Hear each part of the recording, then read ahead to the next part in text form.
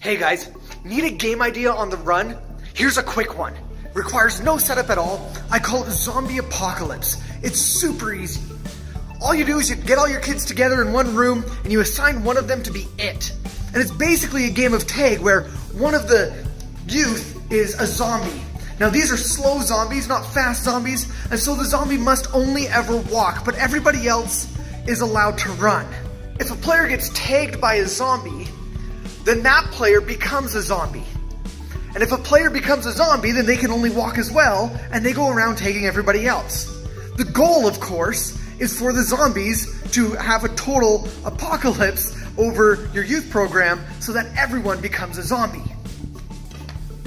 Now you're gonna want a way for the humans to survive the zombie apocalypse. And so what I like to do is I create 3 first aid kits. So these are just boxes that I've put white tissue paper on or something, and then put some red crosses on them so they look like a first aid kit. And then we hide them around the church in various locations. And there's lots of great places you can hide them, such as underneath of a couch, or on a shelf somewhere, or in your Sunday school room, or in a box of Legos in the nursery, or wherever you think is an appropriate place to hide them. So I usually hide 3.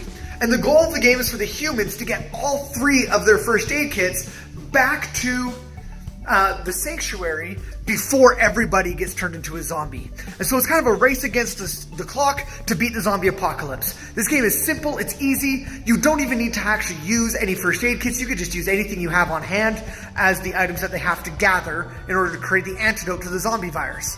And so this creates this really fun game. It's quick, it's easy, kids love it because it gets them running around, and it's just a good time to have. So I hope that game idea helps you out at some point. Let me know in the comments if it's a good one for you. I'd love to hear from you. Talk to you next time.